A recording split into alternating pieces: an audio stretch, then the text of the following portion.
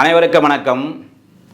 அறியாமை என்ற இருள் நீக்கி அறிவு என்ற ஒளி தீபம் ஏற்றும் ஒவ்வொரு ஆசிரியருக்கும் இந்த ஆசிரியர் தின வாழ்த்துக்களை தெரிவித்துக் கொண்டு, அதே போன்று நான் இப்பொழுது உங்களுக்கு பாடம் எடுக்கின்ற அளவிற்கு எனக்கு அந்த அறிவை புகட்டிய என்னுடைய அனைத்து ஆசான்களுக்கும் என்னுடைய ஆசிரியர்களுக்கும் இந்த நல்நாளிலே அவர்களுக்கு வாழ்த்துக்களை தெரிவித்துக் கொண்டு, இப்பொழுது நாம் பார்க்க இருக்கின்ற பிரிவு என்னவென்றால், என்ன சட்டம் என்றால் BNS Bharatiya Nyaya Sanhita 2023 chapter 6 of offences affecting the human body. Already 16 இருந்தது, 16 இப்போ என்னது 6 குறைந்து விட்டது. ஓகேவா? முன்ன இப்போ செக்ஷன் 100 to 146, முன்ன 299 to 377 இருந்தது. இப்போ இதில் நியூலி ஆர்டர் ஒன்று இருக்குது, அதை தான் நாம் பார்க்க போகிறோம். என்னவென்றால் செக்ஷன் 117 வாலண்ட்லி காசிங் கிரீவஸ் ஆக்ட். இது 117 இருக்குல்ல, இதில் டோட்டல் சப்செக்ஷன் 1 to 4. இந்த 1 to 4ல் சப்செக்ஷன் 3 நியூலி ஆடட், புதியதாக சேர்க்கப்பட்டிருக்கின்றது. ஏற்கனவே இருந்த ஐபிசி 1860 கிடையாது. அது என்னவென்று நாம் இப்பொழுது பார்ப்போம். Whoever commits an offense as per subsection 1. Subsection 1 என்ன சொல்லுது? Defining for voluntary causing grievous hurt.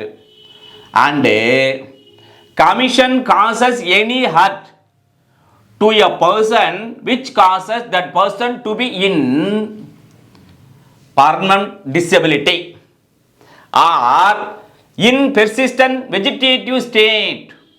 இதே வேர்டு பார்த்தீங்கன்னா இந்த 63 to 99 ரேப் ரிலேட்டட் அஃபென்ஸ் இருக்குதுல்ல, offences against women and child, அதில் பார்த்தீங்கன்னா 66 இந்த வேர்டு இருக்கும். அப்படியே அதுக்கு டெத் சென்டென்ஸ் இருக்கும். ஓகேவா? சரி, இப்போது இதை படித்தல நாம் வழக்கம் போல் இதை அப்படியே ஒரு படவிளக்கத்தோடு பார்த்தோம்னா நமக்கு அப்படியே மெமரியில் இருக்கும். இதை நம்ம மறக்கவே மாட்டோம். படத்தில் பார்த்துருமா? இப்போ பாருங்கள், ஊவர் யாருன்னு தெரியலவே.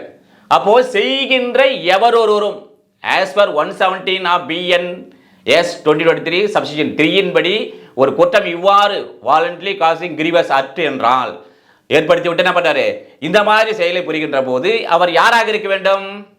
ஆனா பெண்ணாகனா நோ, ஊவர் அதை செய்கின்ற எவரொருவருமே இந்த பிரிவின்படி தண்டிக்கக்கூடியவர். ஒன்று, அவ்வாறு அவர் என்ன செய்திருக்க வேண்டும், என்ன குற்றம் புரிந்திருக்க வேண்டும், என்ன செயல் செய்திருந்தால், அந்த ஹியூமன் பாடி அஃபெக்ட் ஆகிற மாதிரி என்ன செய்திருந்தால் அவருக்கு இவர் மீது the FIR will be registered against M.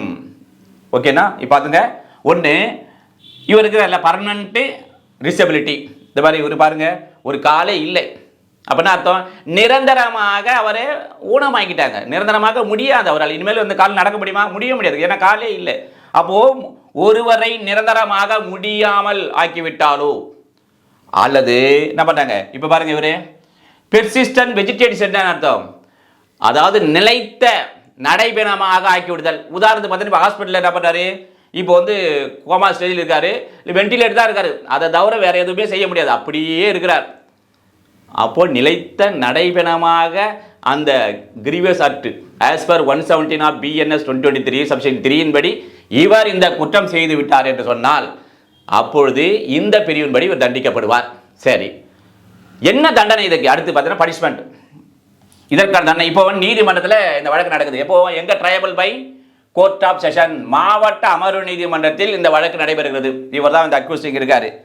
இந்த வழக்கு நடைபெற்று இவர் மீது சுமத்தப்பட்ட குற்றமானது சந்தேகத்திற்கிடமின்றி நிரூபிக்கப்பட்டு விட்டதால் நீதிமன்றமானது இவருக்கு தண்டனை கொடுக்க நினைக்கின்றது. அப்படி என்றால் இவருக்கு என்ன தண்டனை விதித்து தீர்ப்பு வழங்கும் என்று சொன்னால் ரிகரஸ் இம்ப்ரிஸ்மென்ட், கடுங்காவல் தண்டனை. கடுங்காவல் தண்டனை ஆல்வேஸ் வித் ஹார்ட் லேபர், கடின உழைப்போடு கூடிதான் சிறையில் நீ சிறை தண்டனை அனுபவிக்க முடியும். Shall not be less than 10 years. இப்போ தண்டனை நீதிமன்றம் கொடுக்க இப்போ பிடிஜி அவர்கள் முடிவு செய்து விட்டார்கள், சாட்சியில் நிரூபித்து விட்டதால். ஆனால் தண்டனை கொடுக்கணும் முடிஞ்சா என்ன பண்ணும், குறைந்தது அதாவது 10 ஆண்டுகளுக்கு குறைவில்லாத சிறை தண்டனை கொடுத்தே ஆக வேண்டும். Shall not less than 10 years. But ஆனால் may extend to imprisonment for life. அது என்ன பண்ணலாம், கண்டிப்பாக 10 ஆண்டுக்கு கீழே கொடுக்கக்கூடாது. அது எவ்வளவு வரை நீடிக்கக்கூடிய தண்டனை கொடுக்கலாம், மேக்சிமம் என்றால் இவர் ஆயுள் தண்டனை. ஒருவர் தன்னுடைய இயற்கை மரணம் அடைகின்ற வரையிலே சிறையிலே அவர் இருப்பதற்கான அந்த லைஃப் இம்ப்ரிசன்மெண்ட்டும் கொடுக்கலாம். சரி, அடுத்து பாருங்க, ப்ரொசீஜர் என்ன சார்? இப்போ சப்போஸ் இந்த அஃபென்ஸ் பண்ணுறேன், என்னை அரெஸ்ட் பண்ணுவாங்களா வாரண்ட் இல்லாமல்? எங்கே என்ன ப்ரொசீஜரு? இது வந்து சமரசம் செய்து கொள்ள முடியுமா முடியாதா அப்படின்னா என்ன? What is the procedure or classification of offence என்றால் காக்னிசபிள். இப்போ இந்த 2 சப்ஷன் 1 ஜியில் இருக்கும், ஏற்கனவே 2C இருந்தது சிஆர்பிசி 1973. இப்போ பிஎன்எஸ் 2023. இப்போ இது எப்படி ஞாபகம் வச்சுக்கலாம் சார் அப்படின்னா, இங்கே பாருங்க ஜி சிஓஜி ஜியில் இங்கே ஜி ஞாபகம் வச்சுங்க. காக்னிசபிள்.